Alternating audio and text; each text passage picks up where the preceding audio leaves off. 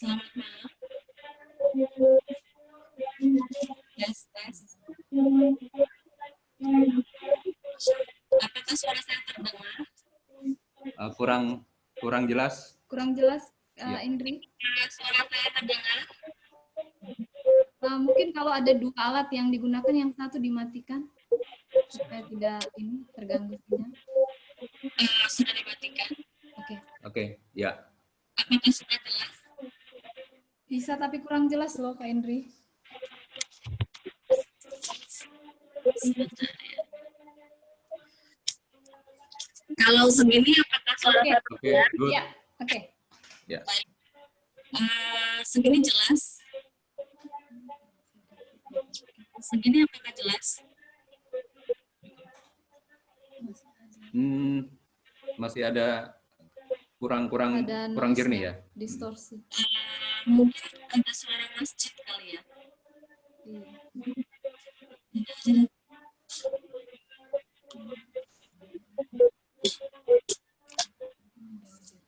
Segini apakah sudah cukup jelas? Ya, Oke, oke. good. Ya. Oke, Kak Indri. Segini cukup jelas ya?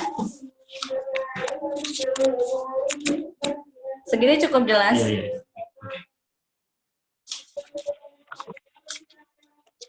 Sudah, Kak Indri, sudah boleh. Sudah cukup jelas ya.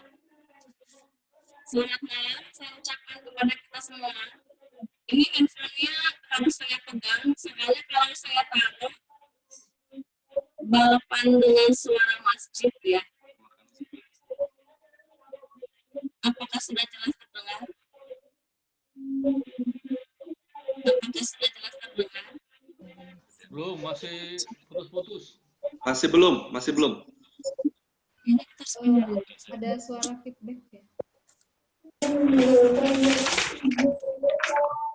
Baik, sebentar saya pindah lokasi dulu. Nah, itu jelas, itu jelas. Itu namanya GSM, Kak.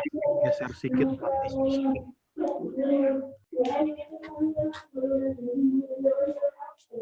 Kalau segini apakah sudah jelas? Akhirnya. Oke, ya. Bagus, Kak. Ya, mohon maaf atas ketidaknyamanannya. Rumah kami bersebelahan dengan musola.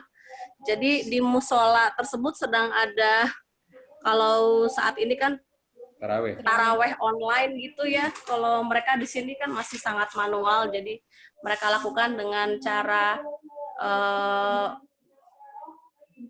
bicara di ini ya, di masjid pakai toa besar sekali.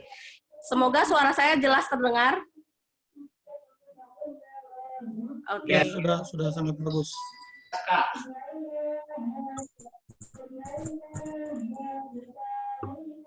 Ya, selamat malam saya ucapkan kepada kita semua yang sudah menghadiri malam 100 hari berdoa ini.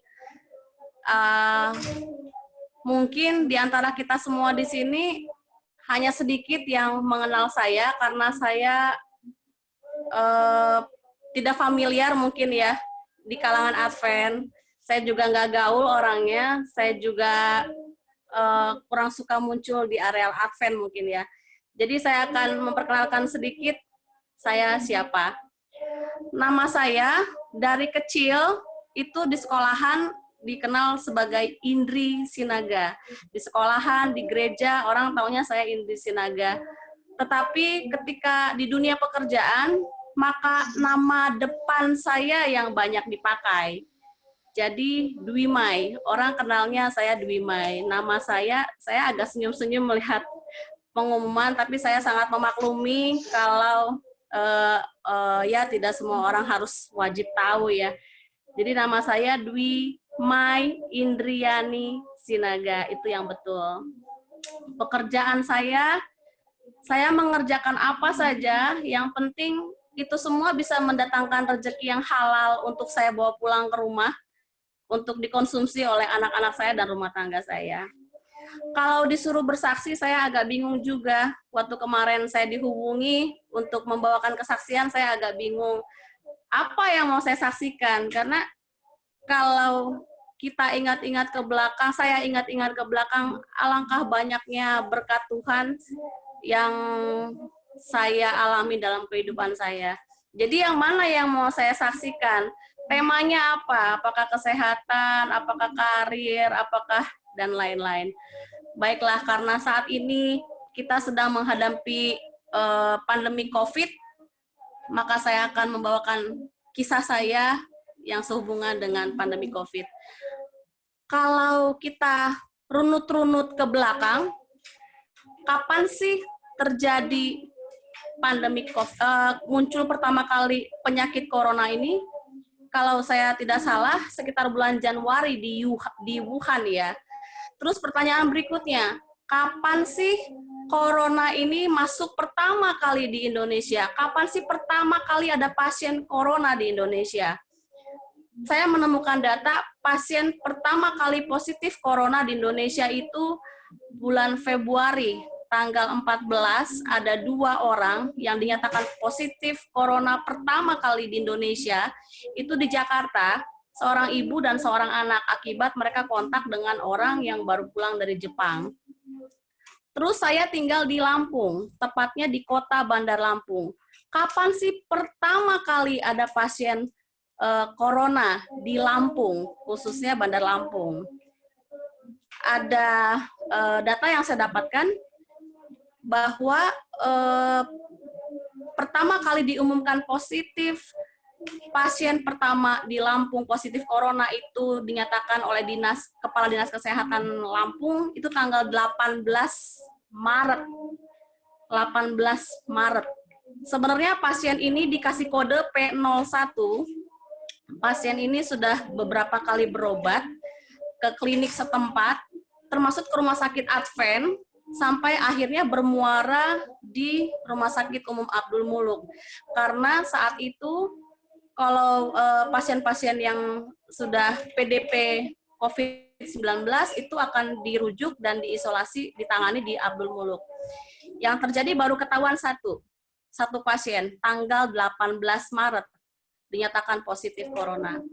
Tanggal 19 saya bertugas di rumah sakit tempat saya bertugas. Nama rumah sakitnya Rumah Sakit Immanuel.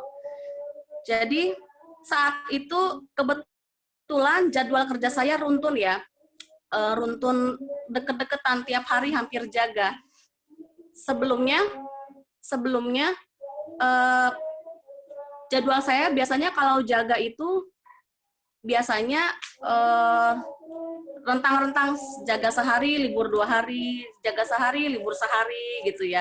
Tapi kali ini kebetulan jadwal saya kok lagi rapat ya saat itu, bulan Maret, bulan lalu ya. Tanggal 19 saya kebetulan jaga, waktu itu dinas sore, saat itu awal-awal ada corona di Lampung, itu kita semua rumah sakit, semua tenaga medis itu belum aware, belum hati-hati untuk pakai APD ya, alat perlindungan diri. Sama seperti ketika saya menjalankan tugas, APD yang digunakan sangat standar sekali, belum yang pakai baju coverall dan lain-lain gitu ya, hanya bermodalkan masker, kacamata, sudah gitu saya jaga. Ada seorang pasien laki-laki yang saya curigai dia kayaknya nih ODP nih, masuk kategori ODP. Jadi saya waktu itu berpesan pada pasien itu saat datang berobat ke Rumah Sakit Immanuel, tempat saya bekerja, Pak, saya periksa lab segala macam, hasilnya masih stabil, masih bagus, kondisi pasien juga masih baik, masih stabil, masih bisa mandiri, isolasi mandiri. Jadi saya berpesan pada pasien itu, Pak, kalau obatnya habis yang dari saya, tetapi keluhan Bapak masih tetap ada, Bapak silakan cepat langsung kontrol ke Rumah Sakit Abdul Muluk, supaya sekalian di screening apakah Bapak sudah terpapar corona atau belum. Pesan yang kedua, kalau obat saya belum habis, tetapi keluhan Bapak semakin memberat, langsung saja Pak ke Rumah Sakit Abdul Muluk untuk kontrol ulang. Saya sudah pesan seperti itu. Itu di hari pertama. Hari kedua, saya jaga tanggal 20 Maret, dinas malam saat itu. Saya kaget, pasien itu datang lagi. Kondisinya sih sudah lebih baik, dia bilang. Keluhannya sudah lebih baik. Yang kemarin cuman saya ada diare nih dok, dia bilang ada diare, ada mual. Jadi saya memeriksa dia dan saya mau merawat inapkan dia gitu ya. Cuman kebetulan saat itu kamar di rumah sakit kami lagi full. Dari kelas 3 sampai Presiden Suite itu lagi penuh semua. Jadi saya harus merujuk pasien itu ke rumah sakit lain. Saya kasih rujukan, saya pikir pasien itu langsung berangkat hari itu juga ke rumah sakit lain, Abdul Muluk khususnya ya, rumah sakit pemerintah di sini. Tapi ternyata tidak, saya baru ketahui keesokan harinya. Tanggal 21 saya jaga lagi, jadi 19, 20 saya kontak dengan orang itu.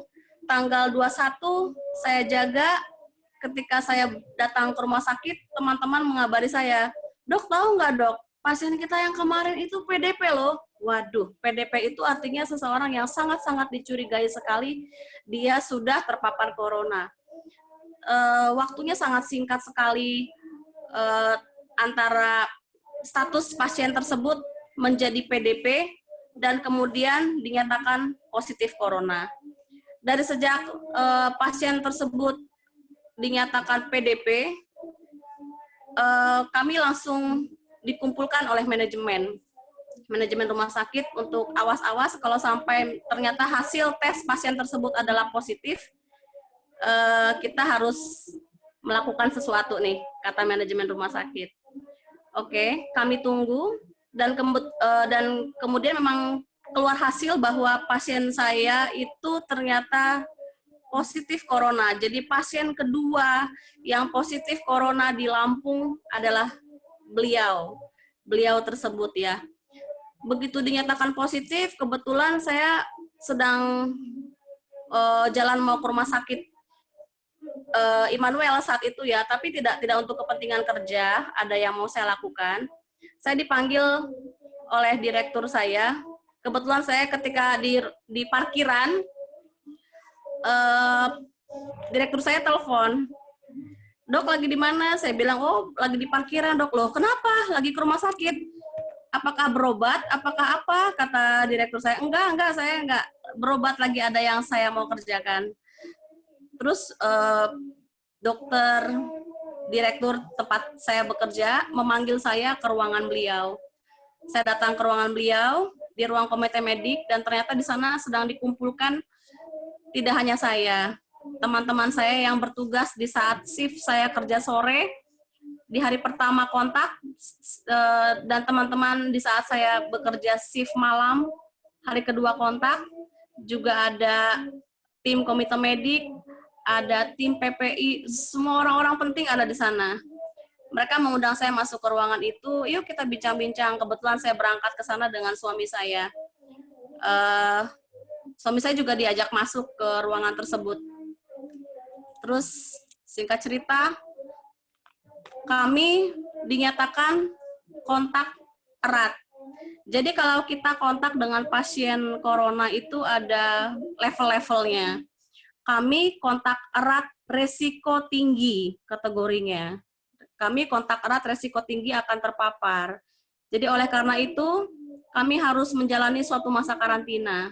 Rumah sakit memberikan pilihan, mau karantina di rumah masing-masing, atau mau karantina di Rumah Sakit Immanuel. Mereka sediakan kamar, dan semua yang kami perlukan itu mereka fasilitasi. Baik yang kami di rumah sakit, karantinanya, atau kami di rumah karantinanya.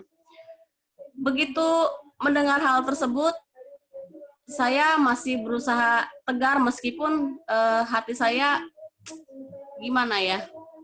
Kalau dibilang takut, saya ketakutan. Siapa yang nggak takut? Saya berpikir, waduh, kalau saya kena corona, saya mati. Anak saya masih kecil-kecil. Masih banyak yang harus saya lakukan. Saya rasanya masih belum jadi ibu yang baik, saya belum menjadi istri yang baik buat suami saya.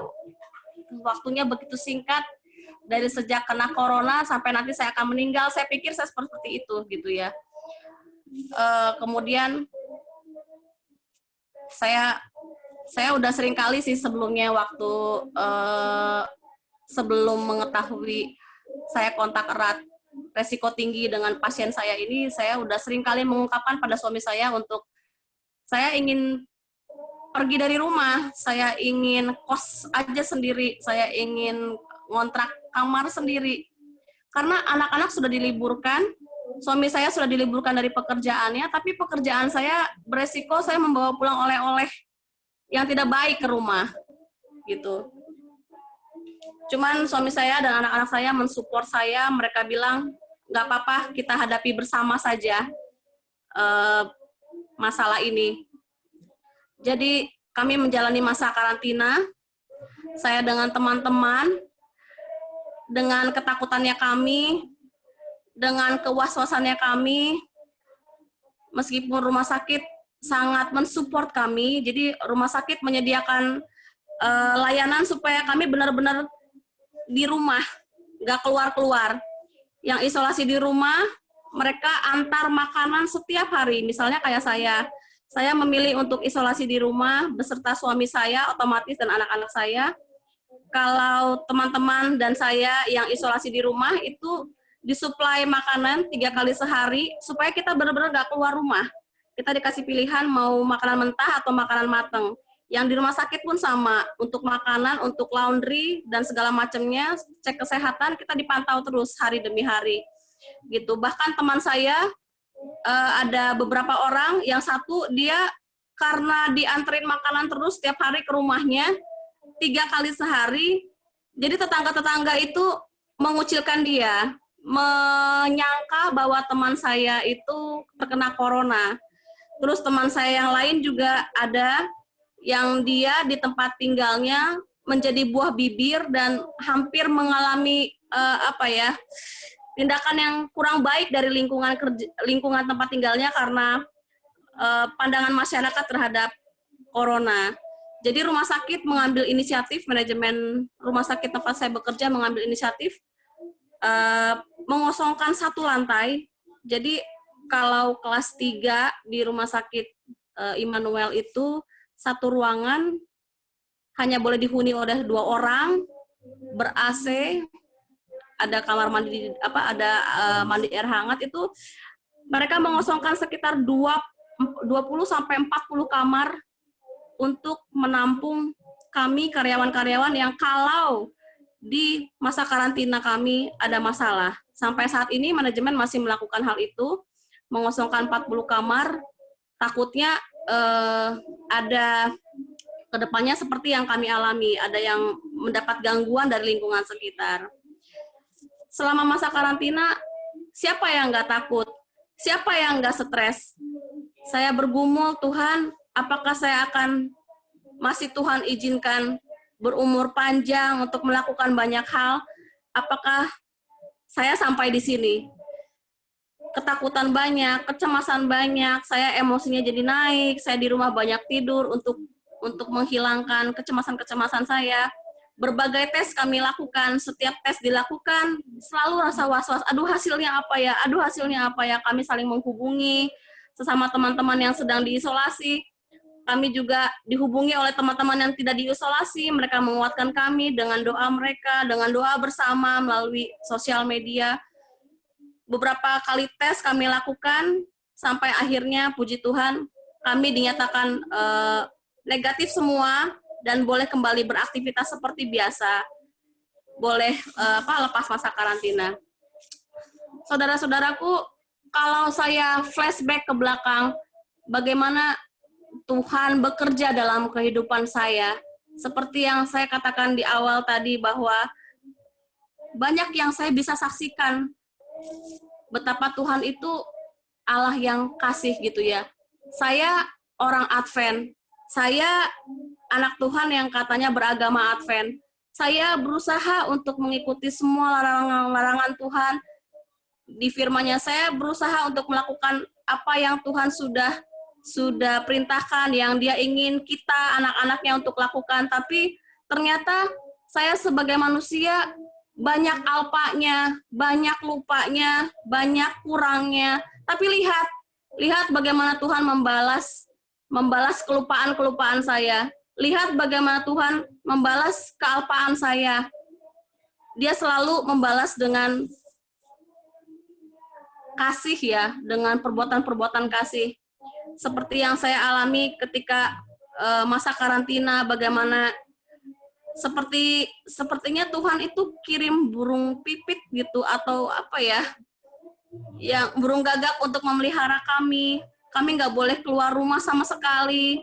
Untuk makanan kita tidak khawatir karena disuplai 3 kali sehari selama masa karantina. Untuk kesehatan dicek tiap hari. Untuk tes-tes yang kita lakukan dipantau betul-betul. Bagaimana Tuhan menunjukkan kasih-Nya pada saya.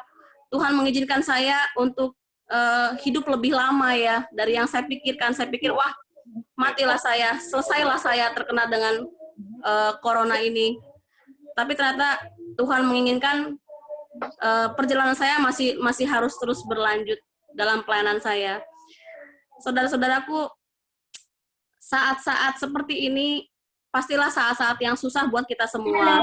Sebagai orang awam, takut ketularan sakit. Sebagai orang hidup, pasti banyak defisit yang kita alami dalam kehidupan kita. Banyak kekurangan akibat dari pandemi corona ini. Tapi saudara-saudaraku, saya mengingat kembali janji Tuhan kepada saya yang ingin saya bagikan juga kepada kita semua di sini, bahwa Tuhan itu berkata di firman-Nya, kalau kita buka di Yohanes 14 ayat 18, itu janji Tuhan yang sering saya ingat sekali.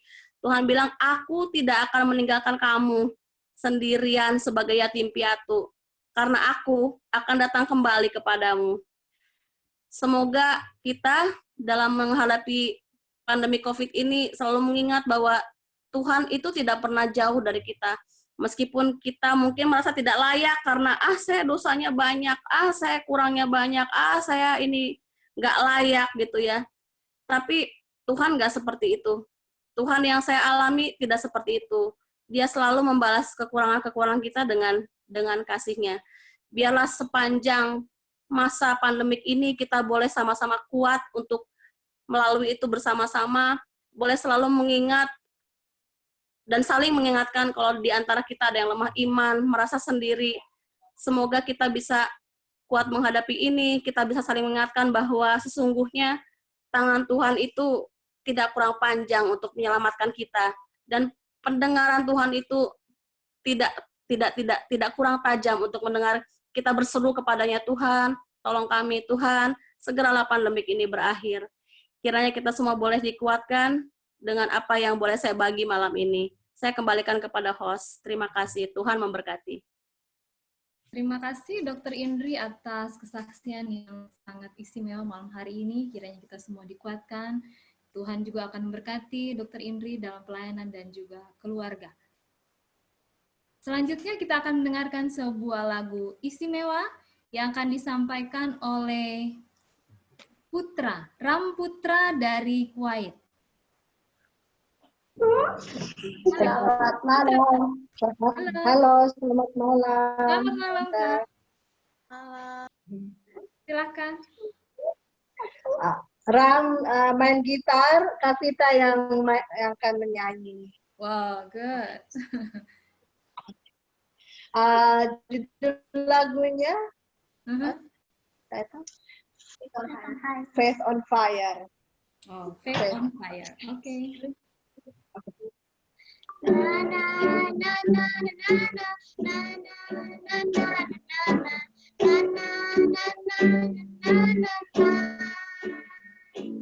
There's an ember deep within me, but it's only a little flame. But my faith keeps growing stronger, and it won't be long till it starts to blaze. Set my faith on fire, that's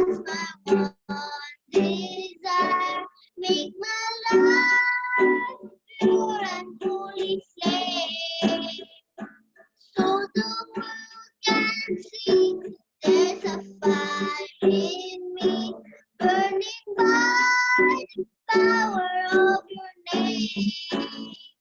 Start the blaze, set my faith on fire.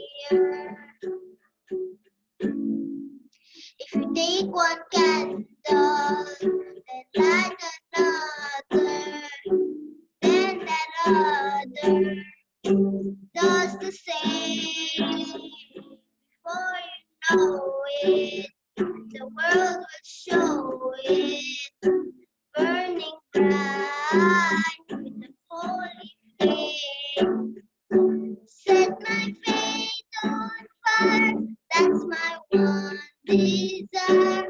Make my life a pure and holy flame, so the world can see there's a fire in me, burning by the power of your name.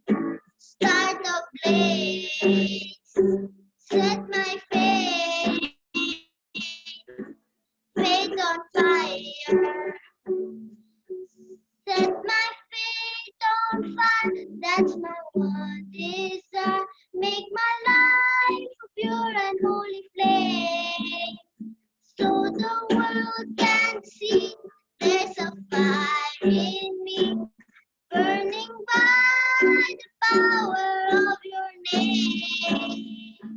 Start the blaze, set my faith on fire. Amen. Amin. Thank you, Vita and Putra, for a beautiful song. God bless you. Baiklah, saudaraku sekalian, selanjutnya kita akan mendengarkan berita firman Tuhan yang pada malam hari ini akan disampaikan oleh Direktur Komunikasi Uni Indonesia Kawasan Barat, Pendeta David Panjaitan. Kami persilakan, Pendeta David. Terima kasih, Ibu host. Tadinya saya mau minta beliau nyanyi, tapi melihat waktu mungkin besok lah ya, atau nanti di akhir saya punya khotbah. Oh, oke, Pastor. Selamat malam minggu, selamat minggu bekerja untuk kita. Minggu bekerja. Senang bisa melayani di hari ke-30 di rangkaian 100 hari berdoa. Memang beberapa kali Vera hubungi saya bilang, aduh janganlah, karena saya lihat dari awal itu pembicaranya orang-orang hebat. Dia bilang, enggak usah lah. Tapi akhirnya terpanggil juga, saya oke lah. Jadi saya berada di grup ini merasa menjadi orang hebat. Terima kasih kepada Dr.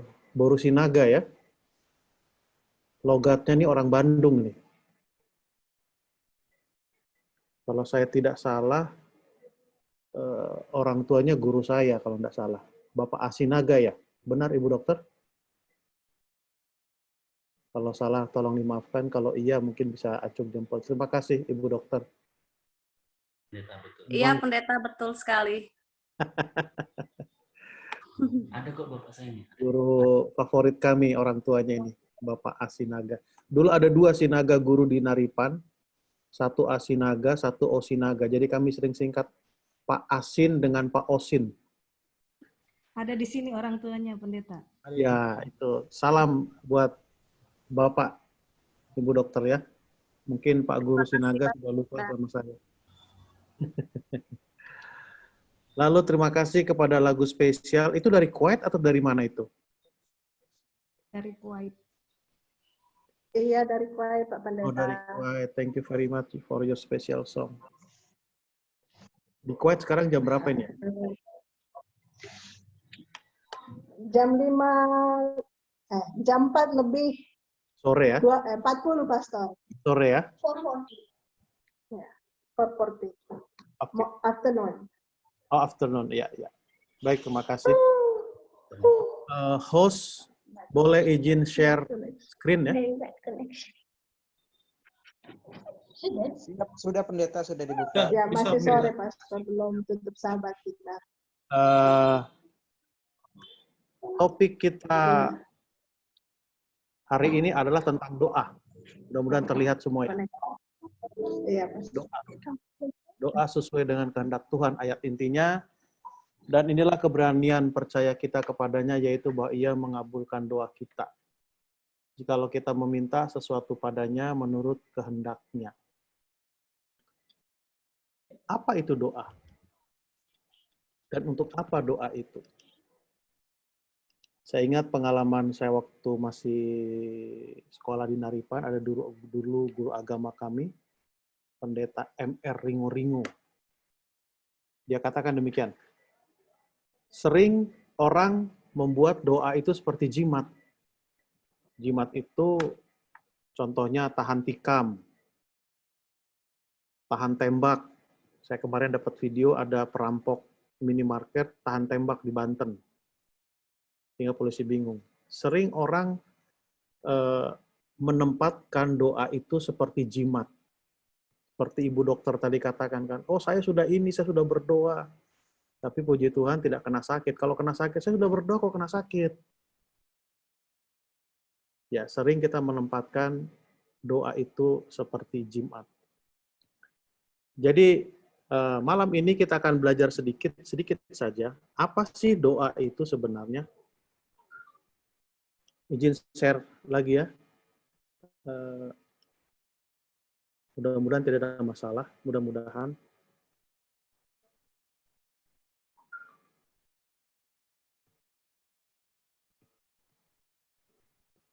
Saya senang ada sahabat saya di sini,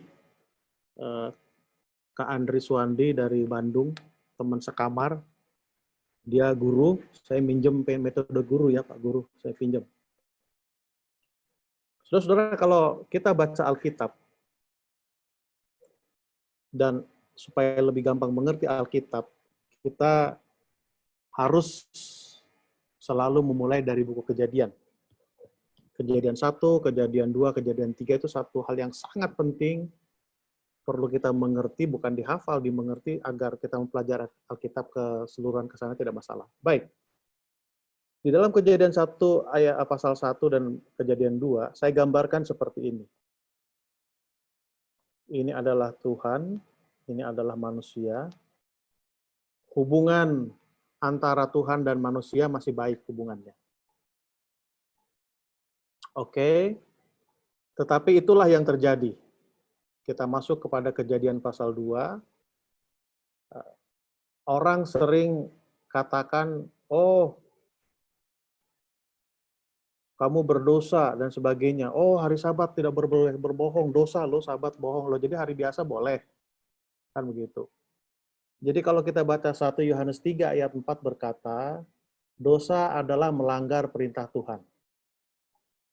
Jadi Adam dan Hawa dikatakan melanggar perintah Tuhan, dikatakan berdosa pada waktu mereka melanggar perintah Tuhan. Apa perintah Tuhan itu? Di Taman Eden. Tuhan katakan kepada mereka, semua boleh kalian makan, kecuali yang satu ini. Hawa justru ambil yang satu itu. Ya, justru ambil yang satu itu. Lalu Adam juga mengikut apa yang dilakukan oleh Hawa. Jadi pada saat mereka melanggar perintah Tuhan, mereka dikatakan berdosa. Jadi dosa adalah melanggar perintah Tuhan. Jadi siapa saja di antara kita melanggar perintah Tuhan, itu dikatakan orang apa? Berdosa. Maaf Ibu Dokter. Kalau saya bikin KKR, contohnya berbicara tentang makanan haram dan halal, lalu ada orang yang tanya, kenapa orang Advent tidak boleh makan yang haram, khususnya babi? Saya katakan Tuhan larang. Jadi begitu selesai KKR, orang komentar lagi, pendeta kok jawabannya singkat banget. Yang lain jawabannya panjang. Lalu saya bilang, singkat saja Bapak nggak mengerti, apalagi yang panjang, saya bilang gitu. Maaf saya katakan ini, sering kita memberi keterangan, kita tidak boleh makan itu oleh karena sakit penyakit. Ya banyak ininya lah, kolesterolnya tinggi, sedangkan sekarang keluar obat antisipasi kolesterol. Jadi mentah kan pelajaran kita kan. Lalu pengalaman kami di kampung, di tempatnya Pendeta Dwi dulu sekolah, di tempat kampung halamannya Pendeta Samuel Pardede, saya punya hula-hula saya ini. Di kampung saya, opung saya minum tuak, merokok, umurnya panjang. Habis kita punya argumen.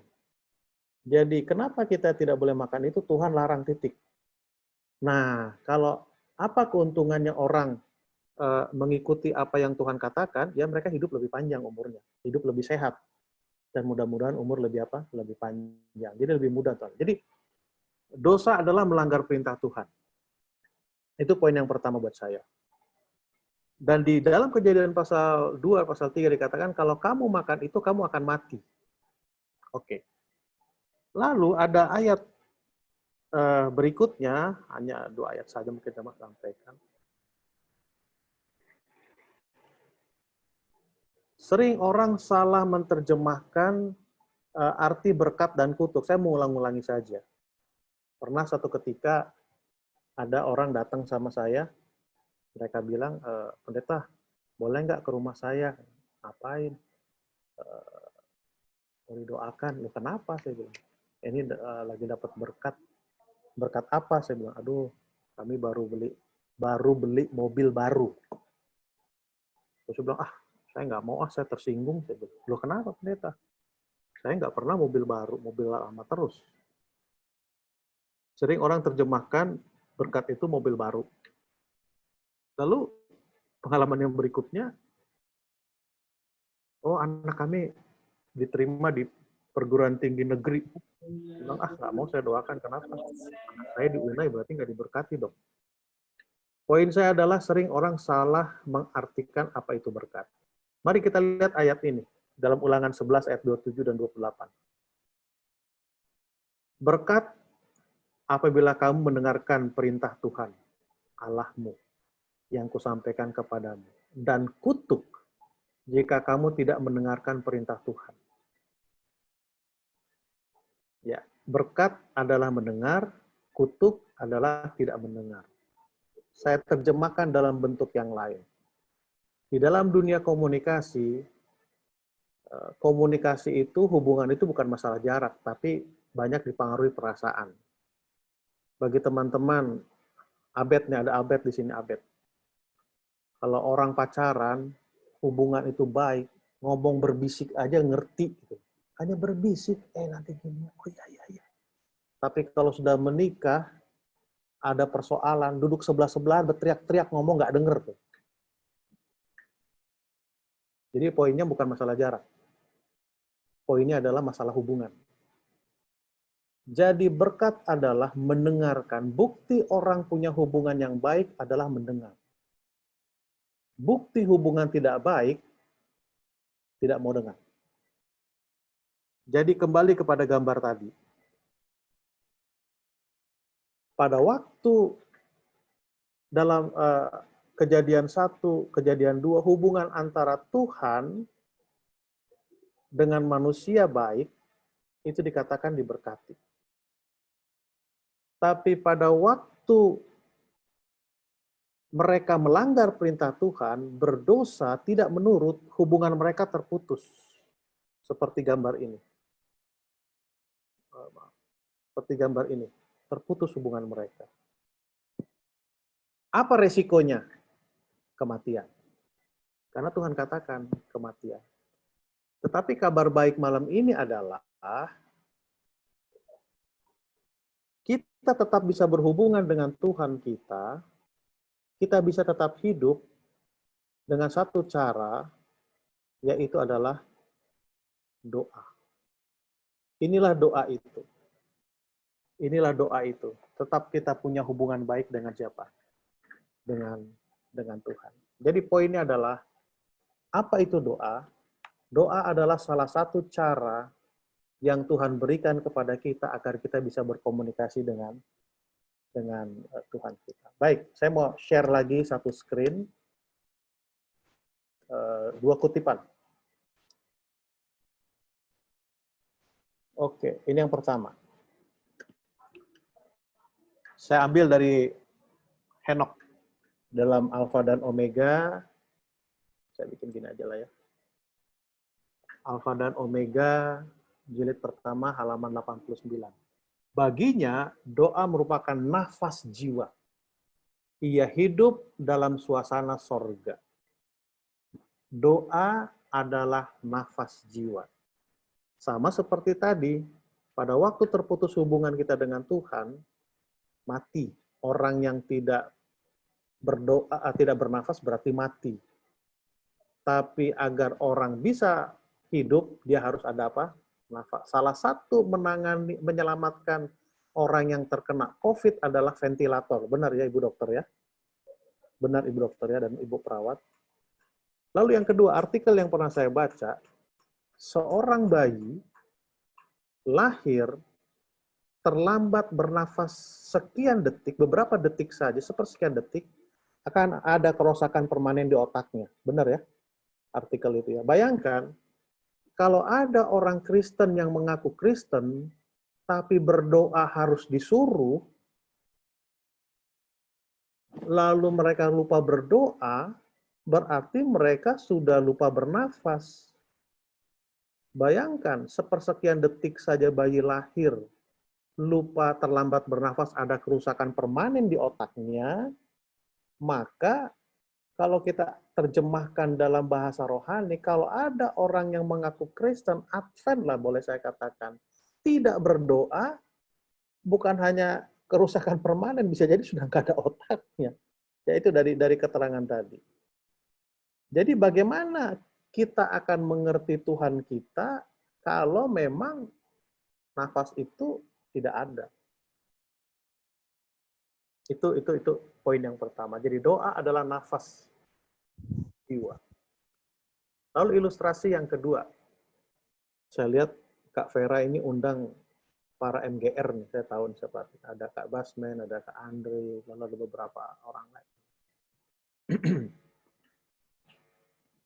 Saya mau ambil ilustrasi. Coba saudara bayangkan pada waktu saudara akan mengangkat beban berat. Sebelum saudara angkat beban berat, saudara akan tarik nafas duluan, benar kan? 1, 2, tarik nafas baru angkat beban. Kita akan punya tenaga lebih banyak. Pada saat kita punya beban, entah itu mengangkat beban, entah itu jalan naik menuju satu tempat yang lebih tinggi, kita perlu tarik nafas. Tarik nafas yang lebih apa? Lebih banyak. Saudara tidak pernah tidak bernafas, bahaya itu. Akan kolaps, saudara. Sekarang kita aplikasikan dalam keadaan saat ini, COVID-19.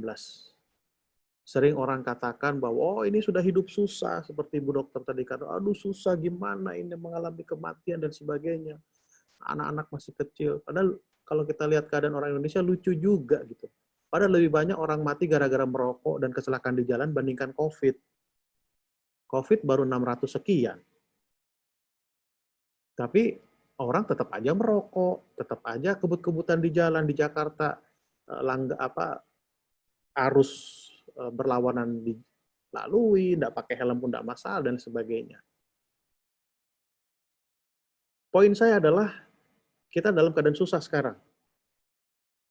Mari kita semakin memperbanyak tarik nafas. Artinya, mari kita semakin banyak berdoa kepada Tuhan.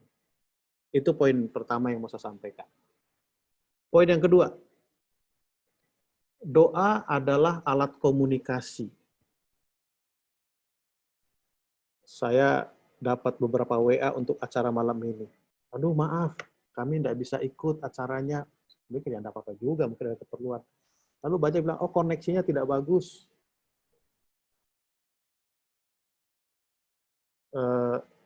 Maaf, saya pinjam pengalaman Ibu Dokter. Tadi Ibu Dokter waktu awal-awal mau memberikan kesaksian, Kak Yosef katakan, aduh kurang dengar, gitu ya Ibu Dokter ya. Nggak jelas. Lalu Ibu Dokter bergeser, lalu saya nyeletuk. Itu namanya GSM, geser sedikit mati. Geser dulu, baru sinyalnya apa? Pada waktu komunikasi kita tidak berjalan dengan baik, maka yang terjadi adalah kita tidak mengerti maksud daripada orang yang berbicara kepada kita. Artinya pada saat alat komunikasi, media komunikasi tidak berjalan dengan baik, maka komunikasi itu tidak berjalan dengan baik.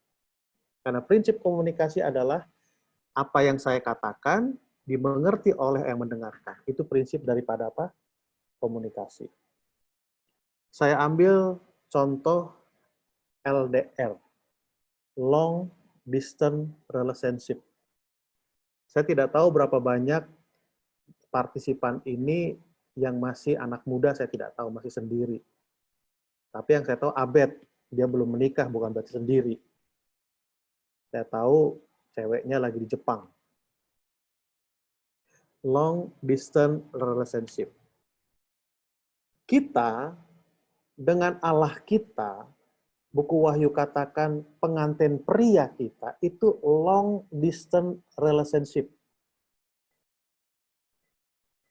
Di dalam dunia pacaran orang muda sekarang, banyak cara untuk berkomunikasi long distance relationship.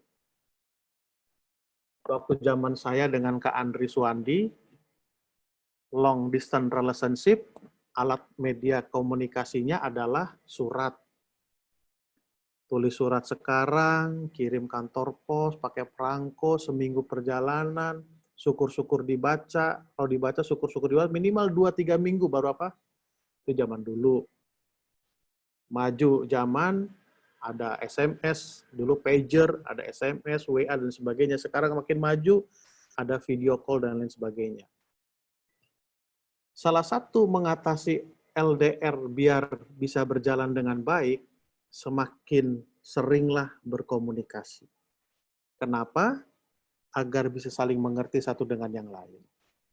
Bagaimana kita akan mengerti Tuhan kita kalau kita tidak pernah membangun komunikasi yang baik dengan Tuhan kita? Karena pengertian yang kedua daripada doa adalah alat komunikasi kita dengan Tuhan. Terakhir, ilustrasi menutup saya punya pembicaraan.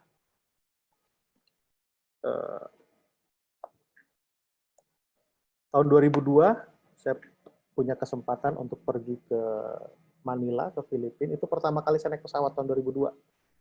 Untuk wisuda, saya punya program masteral di IAS. Saya ambil DLC, Distance Learning Center. Bayangkan, saya pendeta jemaat, masih di kampung. Kalau nggak salah, pendeta Dwi masih kuliah waktu itu. Kalau nggak salah, atau masih SMA tahun 2002. Pendeta Dwi SMA atau kuliah itu? Karena saya udah di kantor, pendeta Dwi masih kuliah. SMA mungkin.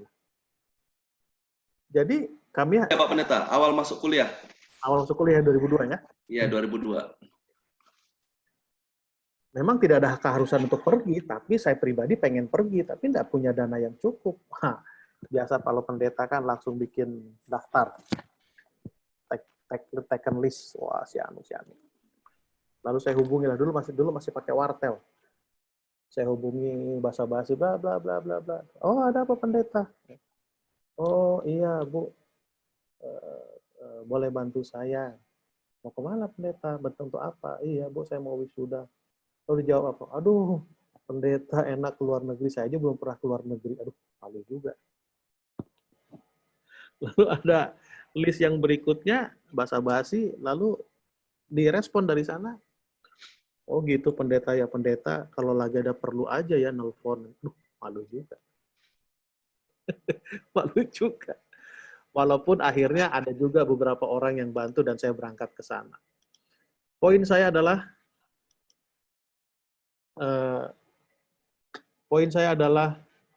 kita sering mengabaikan komunikasi yang baik. Oke, kembali kepada ini. Dan inilah keberanian percaya kita kepadanya, yaitu bahwa Ia mengabulkan doa kita. Doa adalah nafas dan komunikasi. Saya tidak akan berani meminta kepada Tuhan kalau komunikasi kita tidak baik. Abed sering curhat sama saya karena komunikasi kami baik. Kalau komunikasi tidak baik, dia segan curhat sama saya. Lalu kalau komunikasi baik, kita pasti minta sesuatu sesuai dengan kehendaknya, mengerti kita. Sama seperti anak dengan orang tuanya. Sama seperti suami dan istri.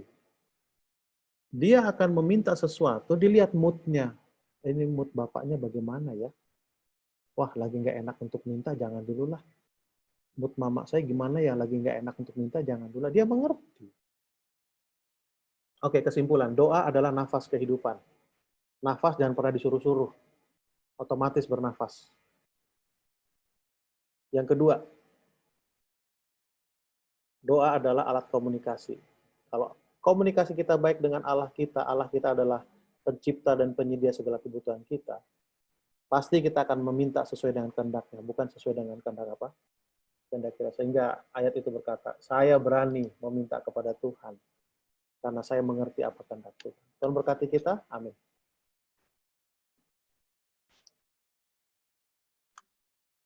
Amin. Baik, amin. Terima kasih untuk firman yang begitu menguatkan bagi kita semua. Untuk selanjutnya kita akan berdoa yang akan dipimpin oleh Pendeta Basement Manulang yang pertama, kemudian kedua nanti Pendeta Dwi Nugroho. Mungkin bisa dicek dulu suaranya. Ya, selamat malam. Selamat malam. Selamat malam. Malam. Oke, Pendeta Basement Manulang akan mendoakan pokok-pokok doa pada malam ke-30. Nanti Pendeta Dwi Nugroho akan mendoakan usulan-usulan doa kita malam ini. Kita akan sama-sama tunduk kepala dan kita berdoa.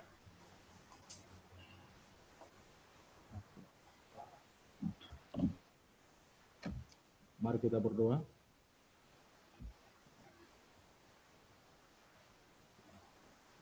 Ya Tuhan Allah kami yang di surga, pada malam ini kami datang kepada Tuhan merendahkan hati, mengucapkan syukur, terima kasih padamu Tuhan. Oleh karena Tuhan masih mengizinkan kami napas hidup dan karena sehat. Terima kasih ya Tuhan kesempatan bagi kami mengadakan acara 100 hari berdoa. Dan kami sudah mendengarkan firman Tuhan melalui hamba Tuhan Pendeta David Pendeta. Walaupun kami terbatas pertemuan kami melalui online Zoom, tetapi kami masih bisa mendengarkan firman-Mu yang mengajak kami supaya kami tetap berdoa, berkomunikasi kepada Tuhan. Pada waktu susah dan senang, kami tetap berkomunikasi dengan Tuhan. Karena tanpa Engkau Tuhan, kami tidak bisa berbuat apa-apa.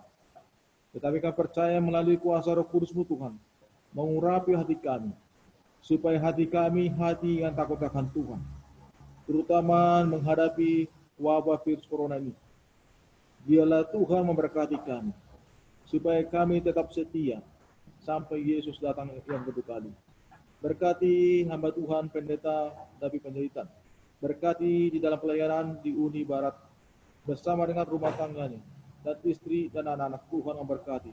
Pakai mereka Tuhan menjadi alat-Mu, menjadi berkat, menjadi garam dan terang dunia. Banyak orang-orang untuk mengenal kebenaran Tuhan. Ya Tuhan Allah kami surga. Kami bersyukur kepada Tuhan. Oleh karena Tuhan memberi kesempatan bagi hamba Tuhan yaitu Dr. Indri Sinaga, di mana keajaiban Tuhan bagi Dr. Indri ini melayani sebagai dokter di Rumah Sakit Immanuel di Lampung. Ini oleh karena kasih karunia kepada dia, sehingga dia selamat dari positif corona dan dia mengalami kesehatan yang sempurna. Biarlah Tuhan memberkati dia, supaya dia tetap berpegang pengharapan kepada Tuhan. Berkati rumah tangganya, berkati anak-anaknya, supaya mereka selalu takut akan Tuhan. Ya Tuhan, Allah kami surga, kami berdoa khususnya Tuhan untuk Presiden kami Jokowi dan jajaran dalam pemerintahan untuk diberi kekuatan, kesehatan serta kebijaksanaan dalam penanganan wabah COVID-19 di tanah air Indonesia ini. Tuhan berikan mereka hikmat surga, supaya mereka dapat bersama-sama meminta pertolongan kepada Tuhan. Maka Tuhan akan memberkati, dan mereka pun bisa memajukan negara kami ini, yaitu negara Republik Indonesia damai sejahtera, terutama di dalam agama kami, supaya kami bisa untuk meninggikan nama Tuhan. Ya Tuhan adalah kami surga, kami berdoa bagi mereka yang sudah pergumulan di dalam penyakit virus corona.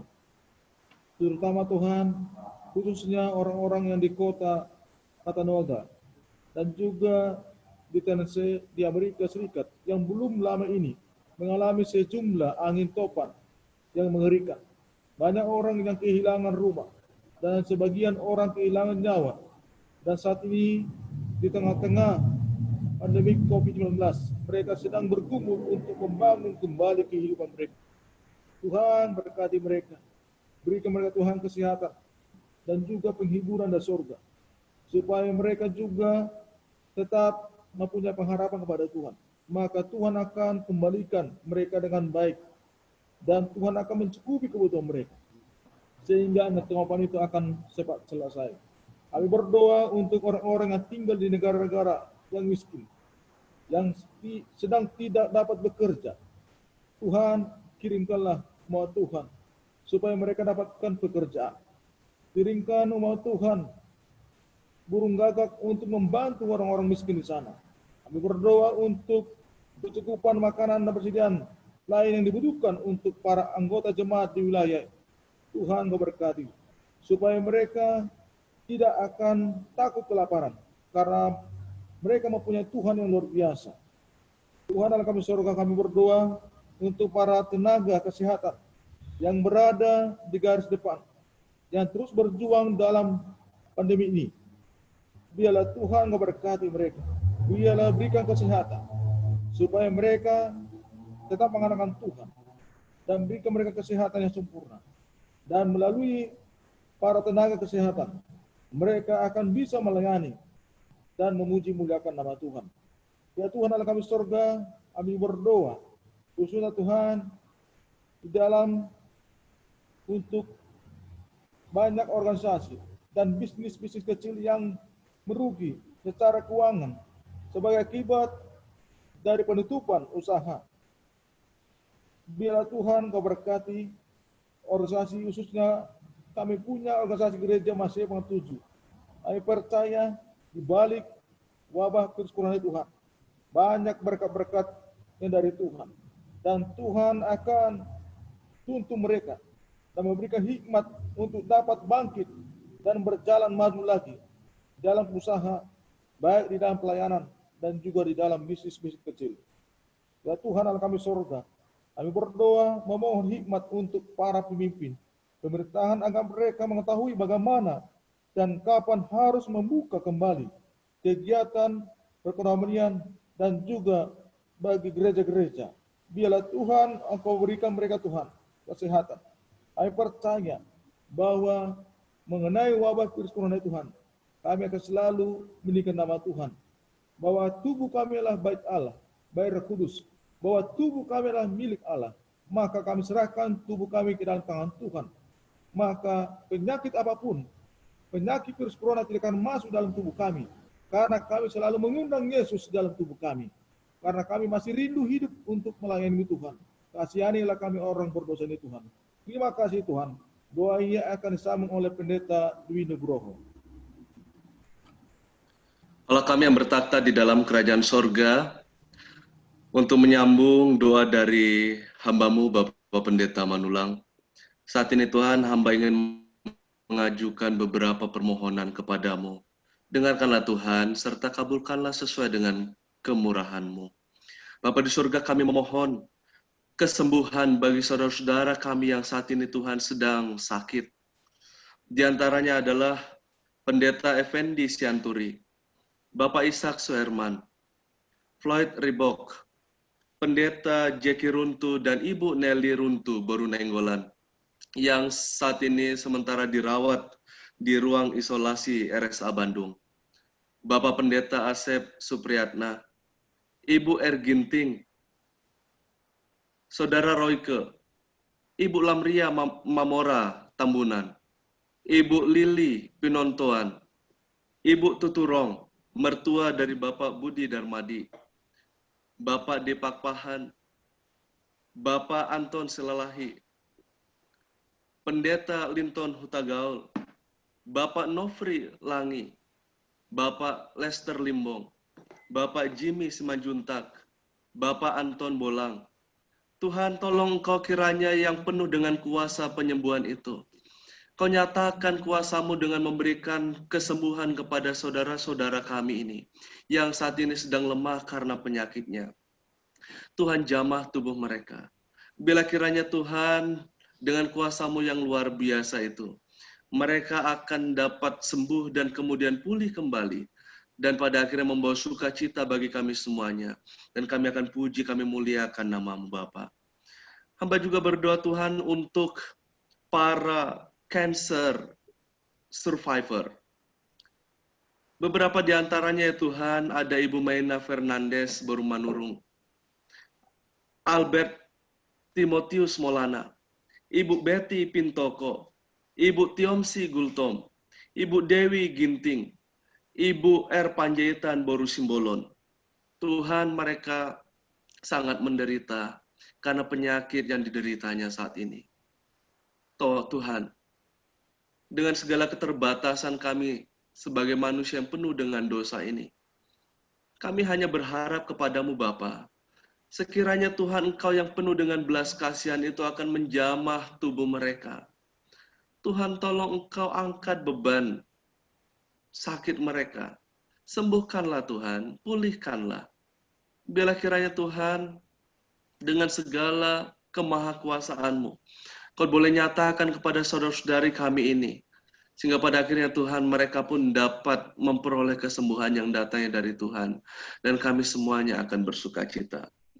Bapa di surga, kami juga berdoa mengucap syukur untuk apa yang Tuhan telah lakukan. Dengan jawaban doa atas kesembuhan dari Pendeta Aham Marbun, Pendeta Stephen Rantung dan Ibu. Tuhan, biarlah kiranya ketika kuasa-Mu ini telah berlaku bagi hamba-hamba-Mu ini, maka kuasa Tuhan juga akan berlaku bagi mereka yang saat ini Tuhan sedang mengalami penderitaan karena sakit. Terima kasih Tuhan untuk mujizat-Mu yang Kau telah berlakukan kepada hamba-hamba Tuhan ini, sehingga mereka boleh sembuh dan pulih kembali dan bersuka cita untuk memuji memuliakan Engkau. Ucapan syukur juga Tuhan kami naikkan kepadamu atas kelahiran anak dari Ibu Fitri. Kiranya Tuhan penyertaan dan berkat Tuhan selalu menjadi bagian dari Ibu Fitri dan bayinya. Ucapan syukur juga kami persembahkan kepadamu untuk kelahiran dari buah hati keluarga Pendeta Edi Mangin. Buah hati dari Bapak Gatot Subroto. Dan masih ada lagi yang lain Tuhan. Biarlah kiranya Engkau yang dimuliakan atas segala mujizat yang Kau lakukan melalui kelancaran dari persalinan mereka. Bapa di sorga, hamba memohon juga kepadamu untuk berkat Tuhan, penyertaan Tuhan, perlindungan Tuhan kepada para medis dan seluruh pegawai di rumah sakit Advent yang ada di Medan, yang ada di Bandar Lampung, di Bandung maupun di Manado. Tuhan, bila kiranya pemeliharaan surgawi boleh Engkau nyatakan. Pagar perlindungan Tuhan Engkau akan nyatakan dalam kehidupan mereka setiap hari. Dalam menjalankan tugas dan tanggung jawab mereka Tuhan, bila kiranya hikmat dan kebijaksanaan dari surga, Tuhan juga akan karuniakan. Kiranya Tuhan pelayanan mereka boleh menjadi berkat bagi banyak orang. Dan nama Tuhan saja yang dipuji dan kami permuliakan. Untuk seluruh relawan yang telah mendedikasikan diri mereka Tuhan, berada di garda depan untuk membantu berjuang dalam memerangi penyebaran COVID-19 ini. Tuhan, bila kiranya Engkau berikan kekuatan dan perlindungan kesehatan kepada mereka. Di antaranya ada Dior Manta Tambunan, Yetro Sinambela, Piliana Endang Saputra, Siska Saripurba. Tuhan, berkatilah mereka, lindungilah mereka ketika mereka menjalankan pelayanan mereka dalam memerangi COVID-19 ini. Tuhan, hamba juga memohon, bila kiranya Engkau akan memberkati orang-orang muda yang sementara saat ini sedang mencari pekerjaan. Kiranya Tuhan akan tunjukkan pekerjaan yang terbaik kepada mereka, yang bisa berhenti pada hari Sabat untuk menyembah Tuhan. Bila kiranya Tuhan, melalui pekerjaan yang Tuhan akan berikan, maka mereka boleh memenuhi setiap kebutuhan mereka, dan masa depan mereka boleh terjamin. Tuhanlah yang akan menjamininya. Memberkati juga untuk orang-orang muda yang saat ini sedang mencari pasangan hidup. Tuhan tolong berikan pasangan hidup yang terbaik. Pertemukanlah mereka dengan pasangan yang sepadan, yang bisa bekerja sama satu dengan yang lain. Pasangan yang seiman, yang benar-benar mengandalkan Tuhan, sehingga mereka akan menemukan jodoh yang Tuhan telah tentukan untuk kebahagiaan mereka. Bapa di sorga, hamba juga berdoa untuk keluarga Krister Firman, keluarga pendeta muda Rolande Sihotang, yang saat ini sedang menunggu kelahiran buah hati mereka. Berikan kelancaran ya Tuhan, berikan kesehatan kepada ibu, biarlah kiranya pada waktu proses persalinan nanti boleh berjalan dengan baik dan lancar, bayi boleh lahir dengan sehat sempurna, ibu juga boleh sehat dan pulih, dan sukacita kebahagiaan akan melengkapi kehidupan keluarga-keluarga ini. Bapa di surga, yang terakhir hamba memohon bila kiranya Engkau berkati Bapak Robert Damaling agar mendapatkan izin perpanjangan visa di Amerika. Bila kiranya segala sesuatu Tuhan akan berikan kelancaran dalam segala proses yang akan dilengkapi. Bapa di surga, kami adalah manusia yang terbatas. Ada banyak hal yang ingin kami sampaikan kepadamu, tetapi tentu Tuhan telah mengetahuinya. Sempurnakanlah ya Bapa permohonan hamba-Mu ini, dan kabulkanlah Tuhan sebagaimana Engkau menghendaki. Di atas semuanya itu ya Tuhan, mohon ampunilah kami dari segala dosa dan pelanggaran kami. Dan kami persembahkan hanya di dalam nama Yesus Kristus yang menjadi juru selamat dan penebus kami. Amin. Baiklah, saudara, kita akan mengakhiri ibadah online kita malam hari ini dengan doa tutup yang akan dilayangkan oleh Pendeta David Panjaitan. Kami persilakan. Kita berdoa. Terima kasih Tuhan, kesempatan bagi kami untuk berkumpul di aplikasi Zoom, mendengarkan kesaksian, firman Tuhan, dan juga doa-doa yang telah disampaikan.